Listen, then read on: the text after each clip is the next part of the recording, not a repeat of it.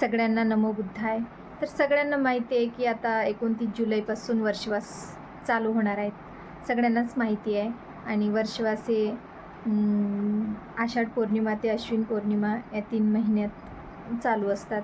आणि या 3 महिन्यात सर्व भिक्षू लोकांना एकाच विहारात एकाच ठिकाणी ध्यान साधना करून पुण्य संपादन करायचं असते. आणि धम्माचे अध्ययन त्यांना एकाच ठिकाणी करावं लागते. तसंच गृहस्थांसाठी पण काही भगवंतानी नियम आणि अटी लागू केलेल्या आहेत. जसं की आपण पण घरी बसून वर्षवासात काही नियमांचे पालन करू शकतो. जसं की वर्षवासात पौर्णिमा, अमावस्या, अष्टमी आणि शुक्ल अष्टमी या 4 उपवासात आपण जर पालन केले तर आपल्याला पण चांगला मार्ग, चांगलं आपल्या घरात सुख, शांती, समृद्धी प्राप्त होते. आणि आपण पण त्या दिवशी अष्टशील जर पालन केलं ना तर खूप चांगलं. जेवढं होईल तेवढं आपल्याच्यानं पण जेवढं होईल तेवढं आपण करू शकतो असं भिक्षू सांगतात आपल्याला. तर आपण पण त्या नियमांचं पालन केलं पाहिजे. आपल्या पण घरात लेकरांवर, आपल्यांवर जे काही संस्कार पडायचे आहेत ते लेकरांवर पडून जातात.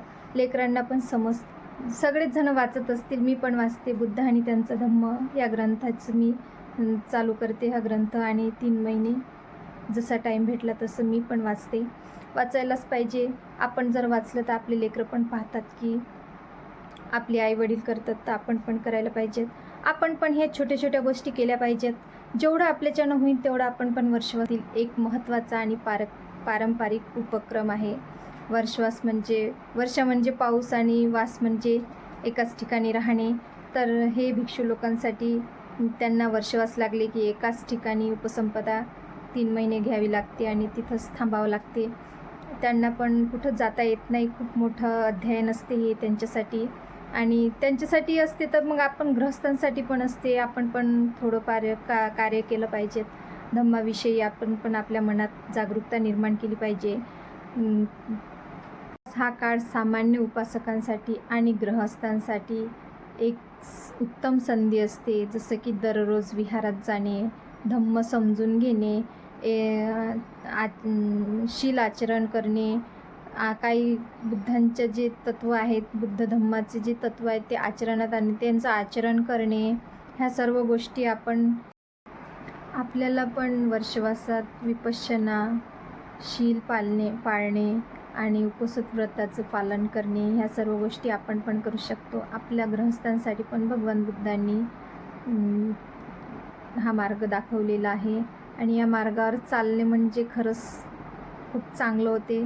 आणि मी तर करणार आहे. आता येते 29 जुलैपासून जे वर्षवास चालू होणार आहेत, मी पण त्या दिवसपासून माझा जो ग्रंथ आहे बुद्ध आणि त्यांचा धम्म, मी तो वाचन चालू करणार आहे त्यांचं. आणि आपण पण थोडंफार वाचन केलं तर आपल्याला पण थोडंसं ज्ञान काय होईना, थोडंसं तरी पण वाचलं तर आपल्या पुरतं ज्ञान आपण घेऊ शकतो. आणि जे दुसऱ्याला का होईना त्याच्यात पण आपण दुसऱ्यांना पण सांगू शकतो.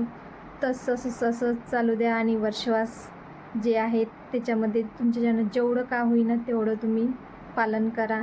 तर इथंच मी थांबते. सगळ्यांना नमो बुद्धाय. जय भीम.